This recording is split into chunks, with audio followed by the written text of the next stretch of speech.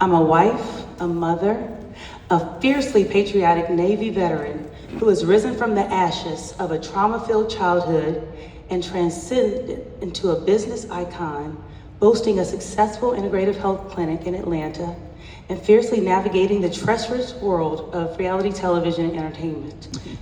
Without compromising the Christian morals instilled within me by my guardian angel mother, I blend compassion, intellect, and tenacity like a true force of nature.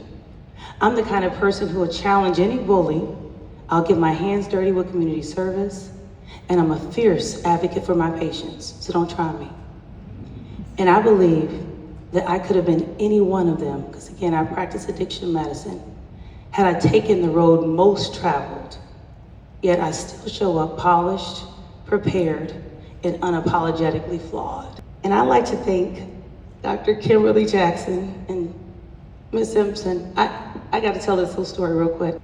I reached out and I said, I want to make sure I'm on par with my speech. Like, what do you guys want me to discuss? Well, what do doctors do? When you have a problem, we provide a solution. So what did they do? They sent me a speech. I was like, no, I don't need you to write this speech for me. Thank you so much. But I have done thousands of speeches. When I tell you that's the very first time that you were making sure that somebody was not gonna show up unprepared. I just was so impressed by that. So, oh, by the way, you just gotta congratulate, they are just absolutely amazing. There was no stone left unturned. So I just wanted to say, I've never seen anything like that before. But you also lit a torch, and I'm honored to help carry it. So I also wanna remind you to thank yourself for your leadership and determination to keep the promises that before you made it, that you made to yourself, to your family, and to your community. You promised when you were ascending that you would help others, and you kept that promise.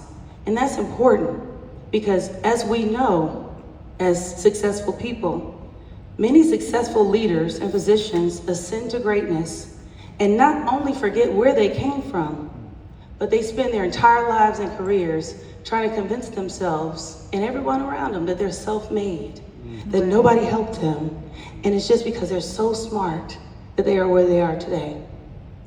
So I thank you so much for being a beacon of leadership for how clinicians actually should behave. And empathy is the ability to understand and share in the feelings of others. And in medicine, it goes beyond bedside manner. It actually fosters trust, it improves patient outcomes, and it humanizes clinical care. And studies show that when patients feel heard and understood, they're more likely to adhere to treatment plans, disclose important information, and report higher satisfaction. But empathy also plays a protective role.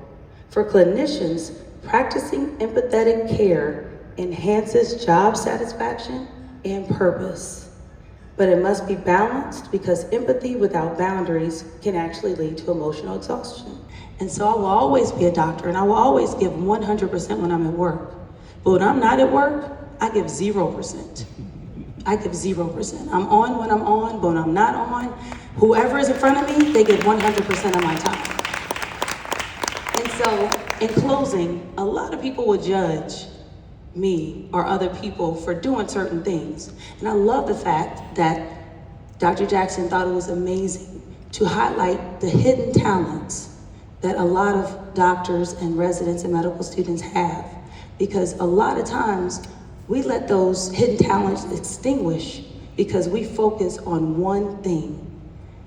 And I will say, don't be like me. One big regret in my life was not being there for the person who gave me 100%. I will never make that mistake again.